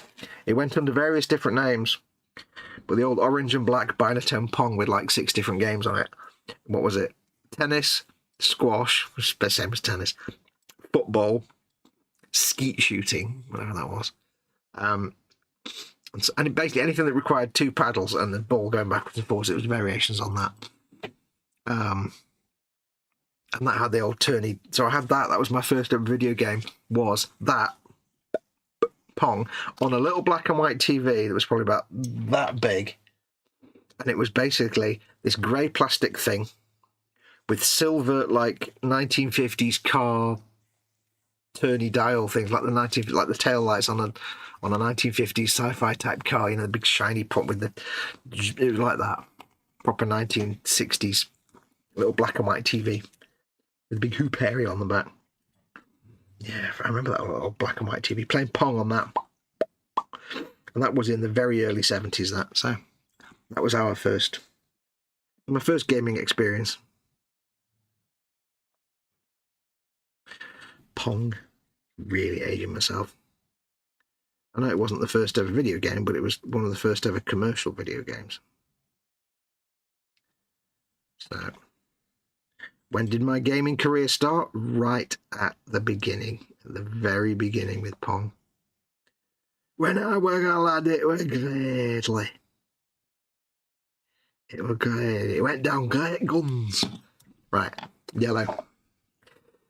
Hello, gurufoxx, Andy Markfields, Jeff at Candy Grand for Mongo. He is in. The one, the only, the inimitable, the indefatigable, the invisible, the insurmountable, the indispensable, the indecipherable, the coffee, the indigo, the innovative, the internal. I need to get a massive long list of in-words, don't I? Jeff at Candy Grand for Mongo. Also, the eye in the sky, in the helicopter, above the blocked freeways, WKBM radio somewhere. It is Jeff, our very own Carl Sagan. Imagine how different our world would be if those discoveries had been explained and used for the benefit of everyone, if the humane perspective of Eratosthenes had been widely adopted and applied. But this was not to be. Alexandria was the greatest city the Western world had ever seen. People from all nations came here to live, to trade, to learn. On a given day, these harbors were thronged with merchants and scholars and tourists. It's probably here that the word cosmopolitan realized its true meaning of a citizen, not just of a nation, but of the cosmos. To be a citizen of the cosmos. Here were clearly the seeds of our modern world. There you go. Nice bit of Carl Sagan for you, Jeff. There you go. Thank you for coming along. Hello. Hello, Jeff Sagan, says McLeish. That was a very long quote, and it didn't really go anywhere because it was like halfway through a quote, and it was like in the middle of a quote. But it was just an excuse to say Eratosthenes. The way he says, like, when he's going through the Alexandria Library and he reads out, like, Ptolemy's name, but of course he reads out the Greek version, Ptolemaeus, but he very quietly pronounces the P like, Ptolemaeus. It's like, oh God, I love Carl Sagan so much. His voice is just the best voice ever. If you're going to look at the best human voice ever, it's Carl Sagan. And if you disagree, then shut up. Because just shut up. I'll hear none of that nonsense. There are other good voices, but none as good as Carl Sagan.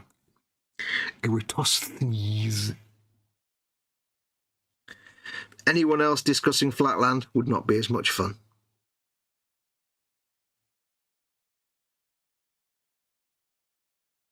Our little square friend is Terribly confused. Yeah. Best voice work ever. Carl Sagan discussing Flatland. Or GTFO. Dee dee dee dee dee dee.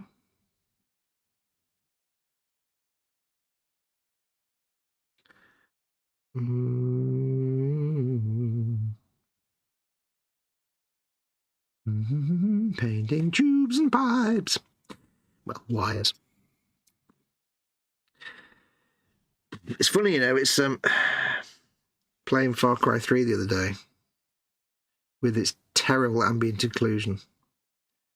And then tweaking with like settings, like shader settings in some of the other Far Cry games.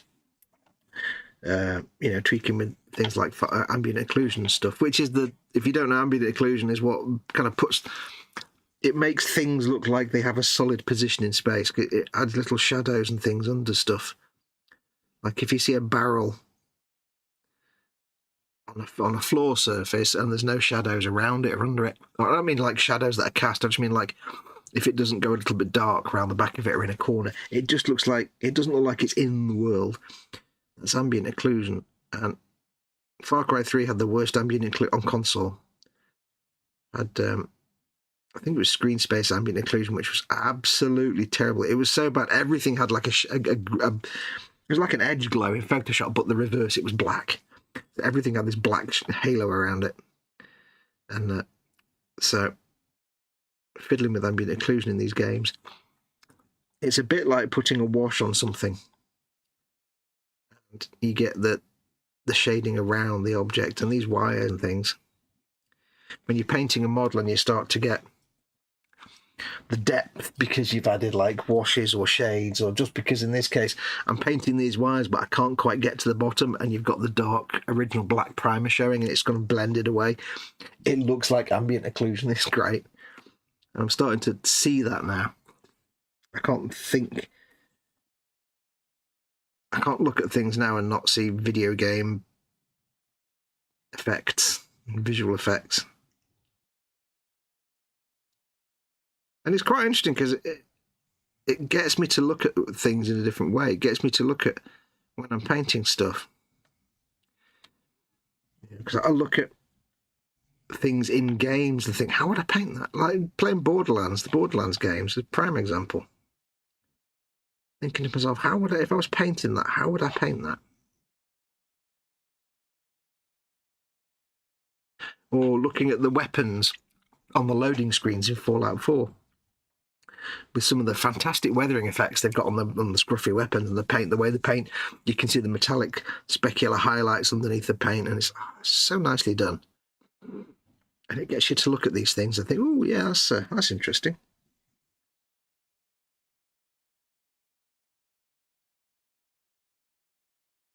Right, now I need to paint some more glyphs, don't we? Yes. But again, I don't want to paint the glyphs neatly. I'm doing that spotty paint technique just because they've got to look as worn as the rest of it. Everybody's in chat still. Swig of coffee. Oh. Probably come off shortly. About 1 o'clock. So in a minute I will go and get my warm water to clean my brushes.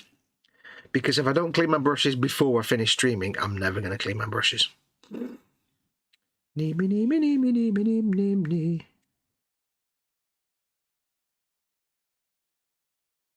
I shall make one of these buttons yellow. Yellow button. How you doing, Jeff? How's tricks in your world? How's the pupper? I take it you're watching pre-work before you go doing your daily work and nonsense. In which case we are grateful for the company.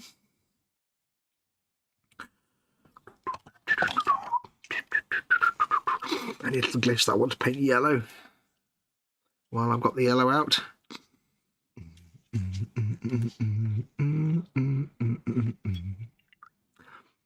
Not really. Okay. Nothing I can see. Ugh.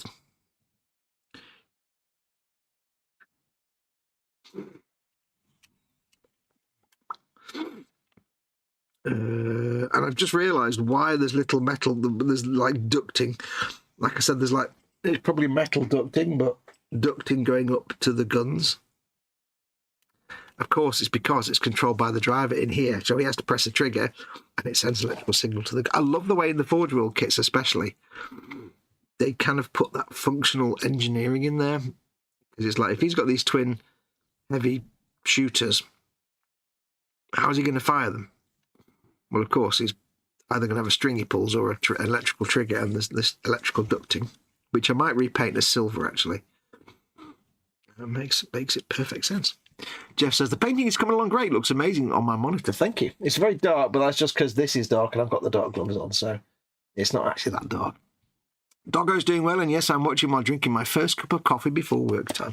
I too have my first cup of coffee, and I made the decision today to not brush my teeth when I got up because I wanted to enjoy my first cup of coffee.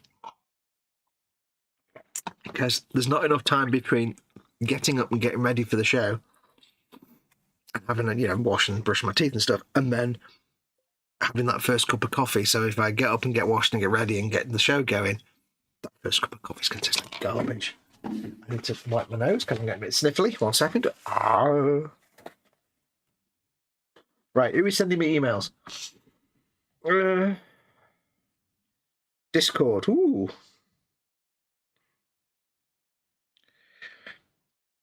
Amazon. Delivered today, yes. Yes, it's quite nice. I don't know if you know, but I'm an Xbox ambassador. There's millions of us. And I was in the Xbox ambassador program.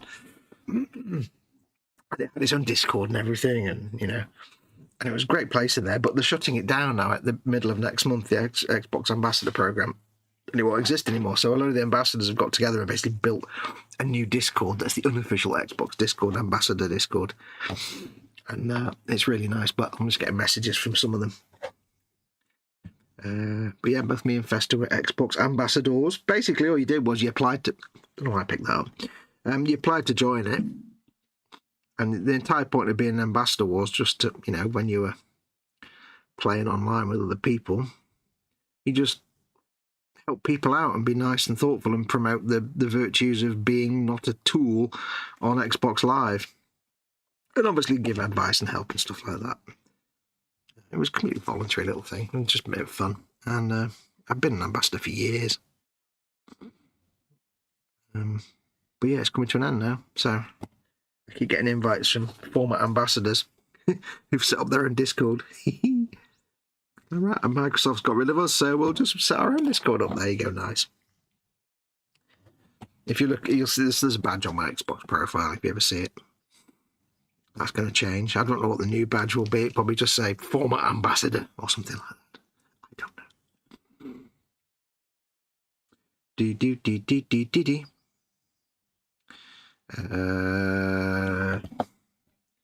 Right. How are we on? 1:45. What I'm going to do, I shall go and get some warm water for the cleaning of my brushes because I'm going to finish in a little bit. So there's no point me starting to paint another thing unless I can see anything that could benefit from a bit of yellow right at this exact moment. No. I've got some glyphs, but they need to be white, really. Oh, actually, hang on. Saw teeth somewhere, like a teeth glyph. There we go. Let's do them in yellow. We'll do them in the speckly, spotty yellow as well. I'll make a little glaze.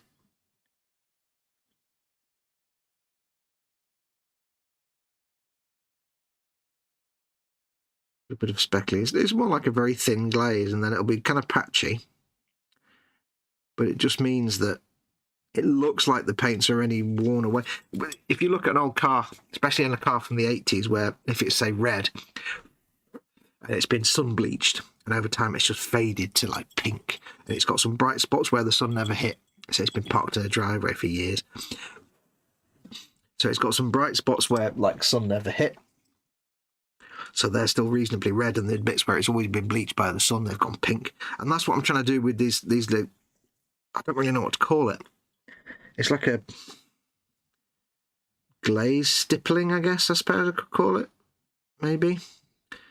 It's to give the idea of both paint that's been bleached away by the sun, so it's not a solid colour anymore, but also it's got chipping around the edges. A lot of people will paint a model silver and then do this on the insides of the panels and leave the bits around the edge as a way of doing chipping. But I want to do it to suggest the bleaching as well, so maybe it's kind of bleached chipping, I suppose, maybe. I don't know. I've seen other modelers do it, the stippling, it's like reverse chipping. Instead of painting the chipping onto the base colour, you paint the base colour onto the colour that will be the chip colour. If that makes sense.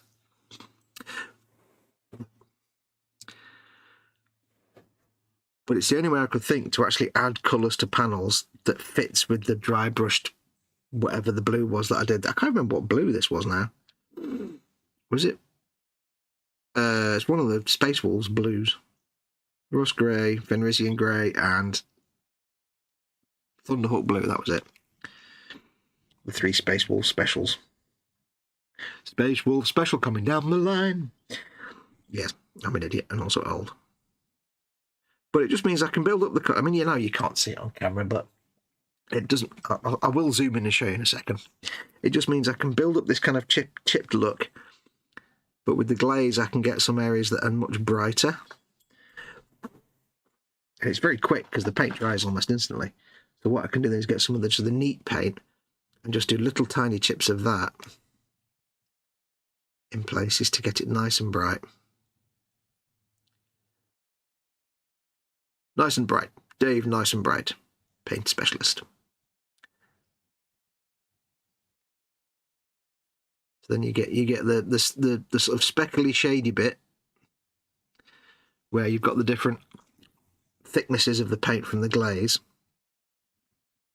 and then you get a few spots of just the straight bright bold paint where it's not been chipped away or not faded as much, and that just gives you a little bit of variazione. Bella bella. Right, so I'll see if I can zoom in a bit, and I'll give you a better, because you never really saw on thing the other day, did you? So let me see if I can zoom in a bit, if I can get into focus.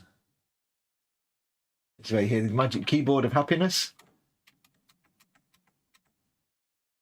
So you get knocking the camera, you get that kind of... I can't do it without banging the camera. You get that kind of effect. Right, let me steady the camera. There you go. I'll knock it straight away. You get that kind of effect where you can still see the rusty brown underneath. Maybe it's better if you sit on that side, maybe. But this is the paint being applied over the chipping. Or if I'd show you on the side panels, even easier. You can see there. Just gives you that effect of it's a bit like chipping, but it's also sort of slightly sun bleached. You get that kind of effect, which isn't exactly the same as this, because this is just dry brushing the Thunderhawk Blue over the rust base colours that have been stippled on. But you can see there with that panel and that panel, it's not quite in focus, but you see there with that panel, it's kind of similar. And the yellow one wasn't quite as successful, but you know, it works, I think. So you just get that idea, like that one there, if you can see it. That red one here. You just have that sort of chipped and worn and weathered look. But you're making the most of all the paints underneath it, all the reds. Well, you're making the most of the brown rusty colours, but also as well, it's a good way to suggest, if you wanted to suggest that, say somebody's had let's say the panels were blue and I've dry brushed them blue, and then I want to say somebody painted over it with red. By having the blue pop out from underneath the red, where you've not quite stippled it on, it suggests multiple layers of paint. So it's a good way to do it, and it's nice and smooth. It would obviously be tricky on a bigger model. Yeah, but you know. Right, I'm going to get some warm water. 1 second, and then we'll clean my brushes, and then we'll call it a day. Back in a sec.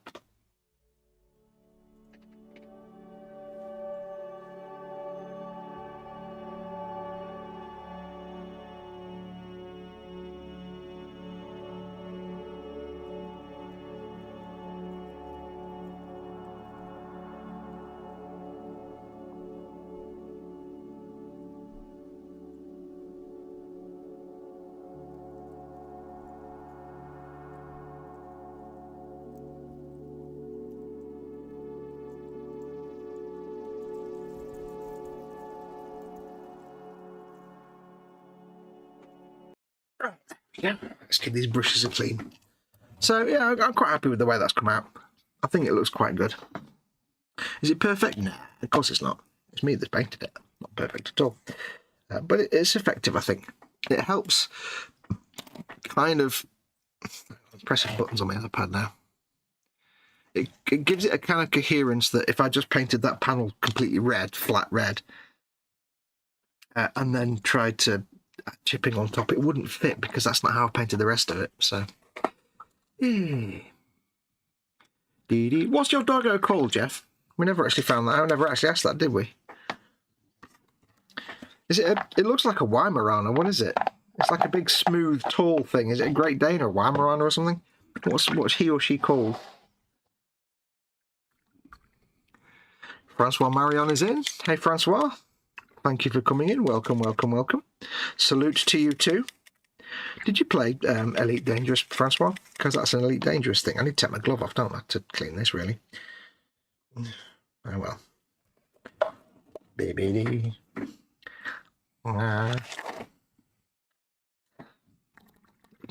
Ignore the unsightliness on my hand. If you see it, pretend it's not there. I'm very self-conscious about it. I was going to say something then. Don't forget, by the way, folks, a lot of people don't know this, but I do have a Facebook group. Because somebody asked about it. Was it Sophie Loves RC who asked about this the other day? I do have a Facebook group. It's the Model Makers Boom Hut on Facebook. If you're not in it already, I know a lot of you guys in chat are, but if you're not in it already, do feel free to go along. It's a good place to, it's a good safe space to post pictures of your work and ask for advice and that kind of stuff. Like every other Facebook group in the world. And it's the Model Makers Boom Hut. And if you just go to facebook.com/groups/ more, oh, I've forgotten it now. Give me a sec. I'll put the link in the chat. It's probably easier. Model Boom Hut, I think. MODELBOOMHUT, Boom Hut, which is Dutch for treehouse. It's the Model Maker's treehouse, but Boom Hut sounds great. Boom Hut. So, go and check it out. Everybody's more than welcome. Total safe space. You can post your work, ask for advice, get feedback if you want it, criticism or critique. We don't believe in snark. We don't believe in rivet counting. We obviously don't believe in things like, any kind of abuse or anything like that. None of that's tolerable. But things like, even just things like rivet counting and snark and saying, oh, it's not very well painted, is it? We believe that if somebody's posted up a picture and you can see ways to improve their painting skills, then advice is always welcome to be offered. But advice and help, not, wow, you can't pay for anything, can you? None of that nonsense. We don't do that. That's not tolerated. Because we accept painters of any and all skill levels, not just people that know what they're doing. We're not an elitist group. We don't try and say that if you're posting here, you're posting the best work. No, we don't do that. We're not all sitting around saying, we are the best painters in the world and we are awesome. No, we don't like people like that. It's a group for humble people who like to paint plastic soldiers. Or anything, not just plastic toy soldiers, but you know what I mean. It's a friendly and welcoming place. Go on, facebook.com/groups/model boom hut. I'll put a link in chat. Give me a sec. You'll hear the clean. Oh, I got a mouthful of brush cleaner. Smells nice, but it doesn't taste nice. Right, where is it? Hang on. Model boom hut, model boom hut. Have I got a link for it? Maybe I haven't. No. I never put a link for the boom hut. Oh, no one. Never mind then, doesn't matter.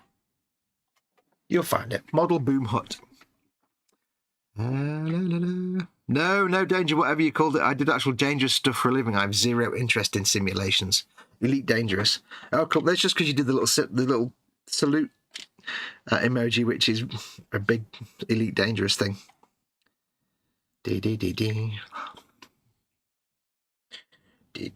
Right, I think that's them brushes cleaned. I think.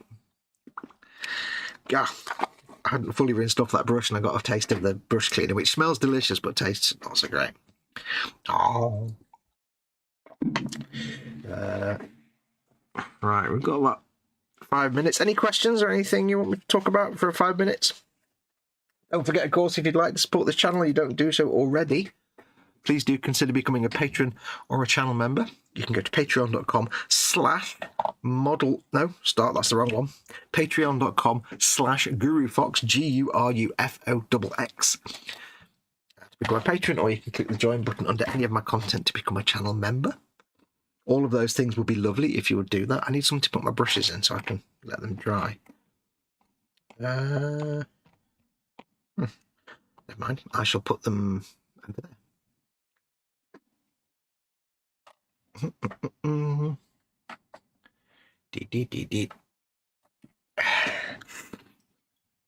She's fine now and is presently rested. Our dog's name is Luna. You've said, I do remember now. She's mixed breed rescue. She was found by the rescue group in the middle of the street very badly injured. She's fine now and is presently resting beneath my desk with her head on my foot. Ah, she loves you.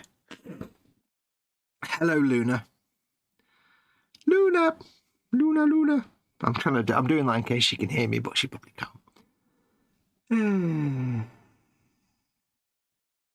My doggo is Lord Inquisitor Doggo farts a lot, says Francois. That's a proper dog. Doggo farts a lot. Eee. Ow, I'm knocking the microphone. Apologies. I've got to put my tweezers back later. Yeah, I would love. I'm a dog person. I would love a dog, but I haven't got the patience to look after a dog. As in, I'm too lazy, and I'd just be like, I can't be bothered taking you for a walk. Go and crap in the garden, and that's not good for a dog. Dogs need their exercise. I would have a dog if a dog would be like a Hollywood dog, where it's intelligent and understands what you're saying, and you can go, hey, go and get my beer, and it'll get one from the fridge, or whatever. Like dogs in movies are preternaturally intelligent. Yeah. Right, well, I think that's going to do us. Not done a lot today, but as you know, my painting process is always slow because I take my time. Lots more detailed painting to do. I've still got the figures to do on this. And we'll get round to them. I need to go and prime them in Death Guard green because I paint my Orks dull greens, not bright neon greens. I know they're fungus. I know they are funguses and not actual, mammals or anything, but I like them to be a dull green, not a bright neon green. So lots of Death Guard green and Agrax shade, stuff like that. But we'll get to them eventually. As I say, this is, when we're not doing the part works, this is what we'll be doing on these morning nonsense, I can't remember the name then, morning nonsense streams, painting and building. I've got a ton of stuff I need to get painted and built, stuck on eBay in the coming months, years. So we'll be doing lots of this. So it's just a chance to hang out with you guys. So if you're around of a morning, Tuesday, Wednesday, Thursday, and you're doing nothing and you want to hang out, just come and join me. I'll be at the bench painting, chilling out. I am going to try and spend a bit more time going forward in the 24/7 Zoom hangout, which is one of the perks of being a member or a patron, which is you've got a Facebook text chat, and you've also got the Zoom hangout itself, which is 24/7 open, live. You go on, you hang out with other people, other patrons. They're always patrons and members. There's nobody else is allowed in. It's run by Festa at Festa 67's workshop and myself. Festa goes in quite often. I don't tend to go in there very often, but I'm trying to make the effort to get in there more, because it's not really about me and Festa. It's not a place to hang out with me and Festa at all. That's not the point. The point is it's a safe place for you to hang out. You can go online, you can be with other people. It's all patrons and members. It's not necessarily just hang out with me and Festa. There's no guarantee we'll ever go in there. Festa does quite occasionally. I hardly ever do. But I will. But I'm making a decision to start going in there more often now, hang out with peeps, because it's one of the perks of your, support for myself. So I keep meaning to do that. But yeah, go and check that out. If you're a patron and member already and you've not done that, there are links in the description below this video for you to go and join the Zoom or the 24/7 or the text chat. You can do the Facebook text chat, like Facebook Messenger chat thing, without doing the 24/7. And if you're not comfortable being on camera, or you don't have a camera, you can do the Zoom as audio only if you want, and just hang out with other people. It's just like a live video hangout, basically. 24/7. Nice. The Lord Inquisitor is upstairs keeping out for mutants and heretics. Good. Jeff says thanks for the live scene. Take care, everyone. Yeah, so anyway, that's going to do us. I will be back tomorrow morning with more of this. So from now on, like I said earlier, Tuesday, Wednesday, Thursday is going to be the morning nonsense.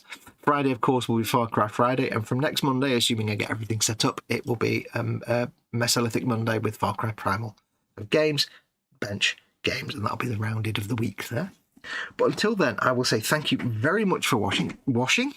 Yes, thank you for washing. I prefer when my audience doesn't smell terrible. Thank you very much for watching. Take care of yourselves. Go make something. Go be awesome. And until next time, I shall say, where's the title button? There we go.